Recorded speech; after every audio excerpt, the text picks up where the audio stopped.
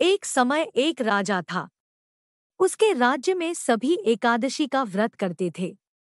एकादशी के दिन पूरे राज्य में किसी को अन्न नहीं दिया जाता था। एक दिन एक व्यक्ति नौकरी मांगने के उद्देश्य से राजा के दरबार में आया।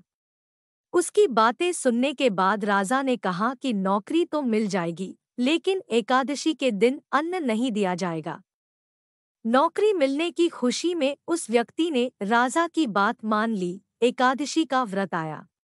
सभी व्रत थे। उसने भी फलाहार किया, लेकिन भूख नहीं मिटी। वह राजा के पास अन्न मांगने गया। उसने राजा से कहा कि फलाहार से उनकी भूख नहीं मिटी है, वह भूख के मारे मर जाएगा। उसे खाने के लिए अन्न दिया जाए। इस पर राजा ने अपनी शर्त वाली बात दोहराई।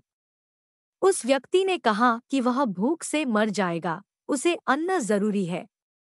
तब राजा ने उसे भोजन के लिए आटा, दाल, चावल दिलवा दिया। उसने नदी किनारे स्नान किया और भोजन बनाया। उसने भोजन निकाला और भगवान को निमंत्रण दिया। तब भगवान विष्णु वहां आए और भोजन किए, फिर चले गए।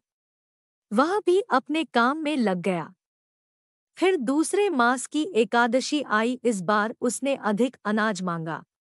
राजा ने कारण पूछा तो उसने बताया कि पिछली बार भगवान भोजन कर लिए, इससे वह भूखा रह गया। इतने अनाज से दोनों का पेट नहीं भरता। राजा चकित थे, उनको उस व्यक्ति की बात पर विश्वास नहीं हुआ। तब वह राजा को अपने साथ लेकर गया। उसने स्नान करके भोजन बनाया और भगवान को निमंत्रण दिया। लेकिन इस बार भगवान नहीं आए। वह शाम तक भगवान का इंतजार करता रहा। राजा पेड़ के पीछे छिपकर सब देख रहे थे। अंत में उसने कहा कि हे भगवान, यदि आप भोजन करने नहीं आएंगे तो मैं नदी में कूदकर जान दे दूंगा। भगवान के न आने पर उस नदी की ओर जाने लगा। तब भगवान प्रकट हुए। उन्होंने भोजन किया। फिर उस पर भगवत कृपा हुई और वह प्रभु के साथ उनके धाम चला गया। राजा को ज्ञान हो गया कि भगवान को भक्ति का आडंबर नहीं चाहिए।